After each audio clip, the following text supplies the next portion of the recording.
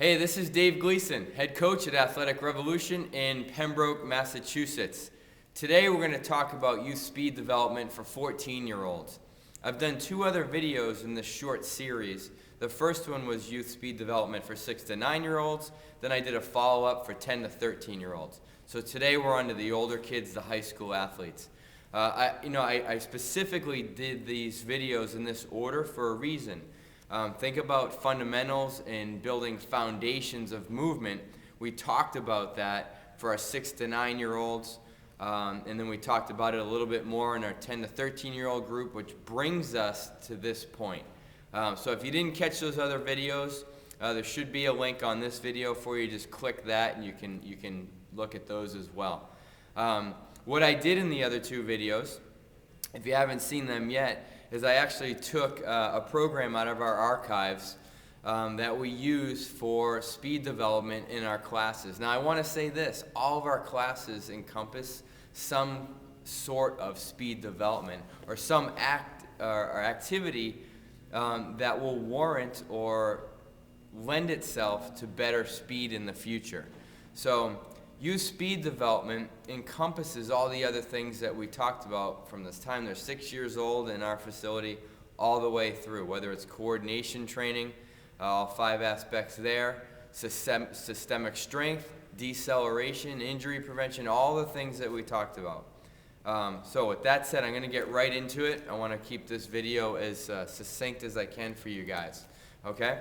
So the first thing that we did in this class for our 10 to 14-year-olds was we worked on tissue quality first. We're working with older kids, different issues somewhat, but we really take a little bit more in terms of tissue quality in the beginning. This can vary athlete to athlete. This is where we tend to get in a little bit of sport specifics when we do, work with our older athletes. So we worked on quadriceps, hip flexors, and T-spine.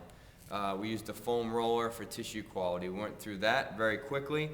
Then we get into active range of motion, torso mobility, and muscle activation. Very important to turn on all those muscles that are going to be so crucial to their success as we work toward developing better skills for speed, agility, and quickness. Okay? So we did some hip circles to loosen up the hips. We did some figure 4 hip lifts, some muscle activation for the glutes and hamstrings. Again, I feel like with that particular hip lift, there's a component of hip mobility in the opposing hip as well. We did forward crab walks into a tabletop, really engaging the hamstrings as they pull themselves forward, coming up into a tabletop, stretching out the anterior shoulder, and again, the hip flexors, okay? Also, some more muscle activation there with the glutes and hamstrings as they come up into that tabletop. Actually, the whole posterior chain. It's a great movement. Then we did a 90-90 drill lying on their sides. We have a 90-degree angle at the ankle, knee, and hip, and at the shoulders. Squeezing those knees together to try to lock in the lumbar spine, having them twist over. Okay? After that, we're ready for our active warm-up. We went into skipping patterns. Now, this could mean different things on different days. This is, again, what I mean by when we talk about the art of coaching and meeting your kids where they are. If they're, at a particular point for whatever reason where, you can't progress in your skipping patterns that day, I tend not to force the issue. I'll take what the kids can give me on that day. On this particular day, we went through some straight skipping patterns, nothing too, crazy there, nothing too fancy. We did go into some backward skipping, so we went forward, backward, and side. That's it. Then we went into some jogging patterns where I had them jog very slowly, still working on nice, smooth, and relaxed arm action. When they got halfway, they had to do a 180 and continue jogging backward the rest of the way down. On this particular day, we were able to progress not only to 360s, turning in both directions, but 540s. So a bunch of spatial awareness there as well, trying to get them to jog through their turns rather than jumping, okay, or spinning. So that took us through tissue quality, active range of motion, torso mobility and activation, active warm-up. Now I like to get into the nuts and bolts, if you will, with our strength technique, skill development, movement proficiency, all that stuff is what I like to try to hit next.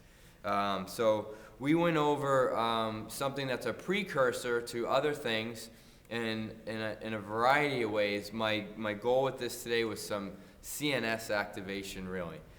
So we did some single arm kettlebell swings. Low reps, low weight, just getting that movement down, a little bit more muscle activation, if you will, but more in an active way with a little bit of an external load.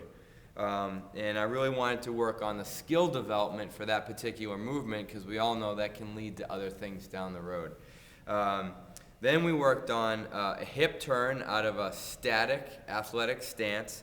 They had the hip turn, then they had to accelerate, and then they had to give me a rotational deceleration into a stop, okay, or a stop. So there was our skill development there. Not at 100%, we're working on the skill of the hip turn, acceleration, rotational deceleration.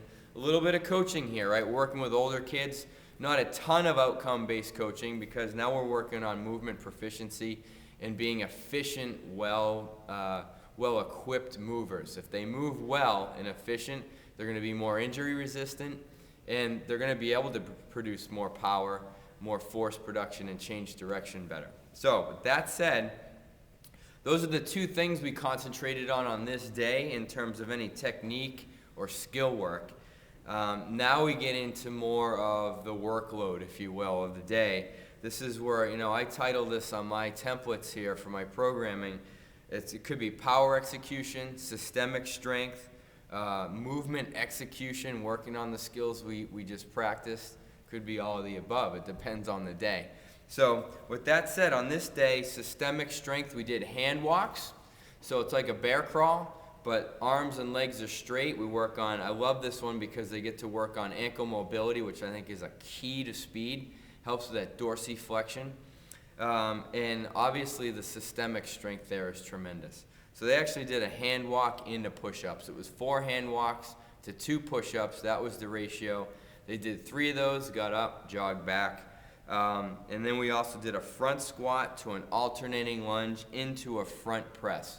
And on this day, we used a 15-pound training bar. Why only a 15-pound training bar? I love complex movements like these hybrid movements where we combine 2 or more activities because you can keep the load light. Okay, the limiting factor here is obviously the push press. Okay, not the front squat or the alternating lunge. So they hit their front squat, reset their feet, alternating lunge, then they hit a push press. You do that 3 times, most of your athletes are going to be pretty gassed. They're also still continuing to work on the skill of movement. It's a very athletic activity to do, but we get to work on systemic strength there as well. Okay, that's a speed day for us. Okay. All of that will help your kids get stronger at that level. Not much specificity in here. We can always layer that in. I wanted to give you a broad overview of something we've done. And then I want to encourage you also, whenever you see a program that's either written out like this or told to you in some way, take it for what it's worth, okay? Take it for what it's worth. Pick out the pieces of it that you like and what you feel are appropriate for the kids that you're working with at that particular time. And if it works, use it. This isn't meant to be, this is what I should be doing tomorrow. It's just an idea to get you guys thinking. I think as an industry, the more we can think and collaborate, the better for all of us. So with that said, thank you so much for your time here. I hope you enjoyed this short series on youth speed development. There's going to be more to come. Keep your eye out from the IYCA. They have a lot coming your way this year. So check out their website, Frequency. It's the IYCA.org website. And we'll see you soon. Thanks so much.